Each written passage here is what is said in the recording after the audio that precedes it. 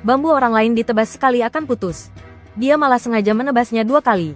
Dibawa pulang ke rumah masih sengaja terengah-engah. Bahkan ketika didorong orang ke jurang, pria itu masih bisa tertawa riang. Bahkan dibacok orang di tengah jalan, dia juga bisa bersabar. Sang ibu melihat putranya begitu lemah lembut. Marah menamparkan wajahnya, berlutut. Tapi siapa sangka, orang lemah lembut di mata semua orang pernah menjadi pembunuh yang membuat orang-orang ketakutan mendengar namanya. Pria itu bernama Tang Long. Sejak kecil dibesarkan di organisasi pembunuh 72 pembunuh bumi. Dia tidak hanya memiliki ilmu bela diri yang tinggi, gesit seperti monyet, tetapi juga ahli dalam titik akupuntur pada tubuh manusia. Hanya dengan satu gerakan dapat mengenai titik akupuntur lawan, membuat lawan benar-benar kehilangan kemampuan untuk melawan. Namun, dalam sebuah pembantaian, Tang Long melihat seorang anak memohon di celah. Dalam sekejap merasa dirinya sangat kejam. Saat ini dia baru tersadar, memutuskan untuk memperbaiki kesalahannya, memulai hidup baru. Jadi dia diam-diam meninggalkan organisasi pembunuh ini ke sebuah desa terpencil dan mengganti namanya menjadi Liu Jinxi, menjadi pekerja pembuat kertas di daerah setempat dan menikahi seorang istri yang sangat baik. Tidak perlu. Dia tahu aku tidak suka bau amis ikan. Nona Dong di apotek bilang, ada sesuatu setiap pagi dicampur ke dalam air minum.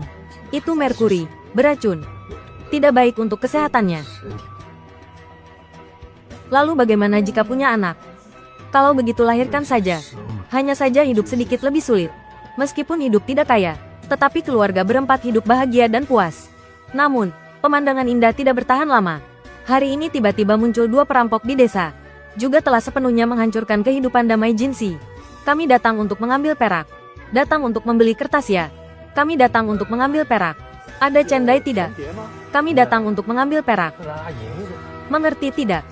Pemilik toko menyadari bahwa keduanya bukan orang baik. Diam-diam mengambil tongkat kayu di bawah meja. Dengan sekuat tenaga memukul keluar. Tapi dirinya sudah tua. Sama sekali bukan lawan perampok itu. Dengan cepat dijatuhkan perampok ke tanah. Pelayan melihat itu segera maju untuk menghentikan. Tak disangka malah ditendang perampok hingga puluhan meter. Saat ini Jinxi bersembunyi di lemari. Hatinya sangat bertentangan. Dia hanya ingin hidup damai. Tidak ingin menimbulkan masalah lagi. Tapi melihat pemilik toko akan dipukuli sampai mati, dia masih tidak tahan dan bergegas keluar. Memeluk pinggang perampok langsung menabrakkannya ke lemari. Tapi bagaimanapun perampok itu memukulinya, Jinxi masih tidak mau melepaskannya. Si bungsu melihat itu segera maju untuk membantu. Tak disangka malah menebas punggung si sulung. Salah tebas. Lalu si adik mengejar Jinxi dan menebasnya bertubi-tubi. Tapi tidak melukai Jinxi sedikit pun. Hasilnya pisaunya malah tersangkut di lemari. Lama tidak bisa ditarik keluar. Dalam keadaan darurat, si adik hanya bisa mencabut pisau si sulung, menebas ke arah kepala Jinxi.